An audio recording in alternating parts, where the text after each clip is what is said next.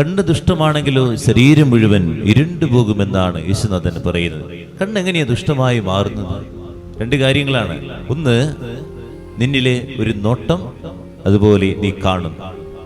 കാണുക എന്ന് പറയുന്നത് നോ ഇന്റൻഷൻ, നമ്മളെല്ലാം കാണുന്നതാണ്. നോക്കുമ്പോൾ അത് ഇന്റൻഷനോട് കൂടിയാണ്. എന്തെങ്കിലും കാര്യങ്ങൾ ആഴത്തിൽ നമ്മൾ നോക്കുന്നുണ്ടെങ്കിൽ എന്തോ ഇന്റൻഷൻ്റെ ഉള്ളിലുണ്ട്. ആ ഇന്റൻഷൻ ചീത്തയാകുമ്പോഴാണ്, എൻ്റെ ഉള്ളിൽ തിന്മ വരുമ്പോഴാണ് കണ്ണ് ദുഷിച്ചതായി മാറുന്നത്. നമ്മൾ പല കാര്യങ്ങൾ കാണുന്നുണ്ട്, കണ്ടുപോകുന്നുണ്ട്. ഇപ്പോൾ യൂട്യൂബിലാകാം, നമ്മൾ എന്തെങ്കിലുമൊക്കെ സെർച്ച് ചെയ്യുന്ന സമയത്ത് പലതും നമ്മൾ കണ്ടുപോകുന്നു. എന്നാൽ അവിടെ തന്നെ നിർത്തുമ്പോഴാണ്, ഇന്റൻഷൻ മാറുമ്പോഴാണ് എന്നിൽ പാപാവസ്ഥ കടന്നു വരുന്നത്.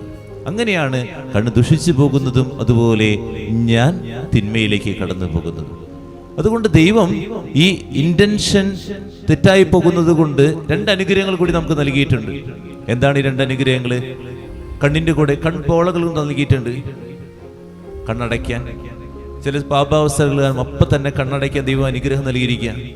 ഈ അനുഗ്രഹം നമ്മൾ ഉപയോഗിക്കുന്നില്ല. ഈ അനുഗ്രഹം ഉപയോഗിച്ചു കഴിഞ്ഞാൽ പാപത്തിൽ വീണ്ടു പോകുകയില്ല. രണ്ടാമതൊരു അനുഗ്രഹം നൽകിയിട്ടുണ്ട്. ഈ തല അങ്ങോട്ടും ഇങ്ങോട്ടും മാറ്റാനൊരു അനുഗ്രഹം ദൈവം നൽകിയിട്ടുണ്ട്. അവിടെ നിന്ന് തല കൊണ്ട് മാറ്റാനും അനുഗ്രഹം നൽകിയ കർത്താവ്. ഈ അനുഗ്രഹം നൽകിയത് നമ്മൾ ഉപയോഗിക്കുന്നില്ല. അപ്പം തന്നെ തല ഒന്ന് മാറ്റി വയ്ക്കുക. അവിടെ നിന്ന് മാറ്റിക്കഴിഞ്ഞാൽ ആ പാപാവസ്ഥയിൽ നമുക്ക് മാറാൻ സാധിക്കും. ഈ രണ്ട് അനുഗ്രഹവും കൂടി ദൈവം നമുക്ക് ചേർത്ത് വെച്ച് തന്നിരിക്കുക. നമ്മൾ നമ്മുടെ കണ്ണിനെ നശിപ്പിക്കുന്നുണ്ടോ എന്നുള്ളതാണ്.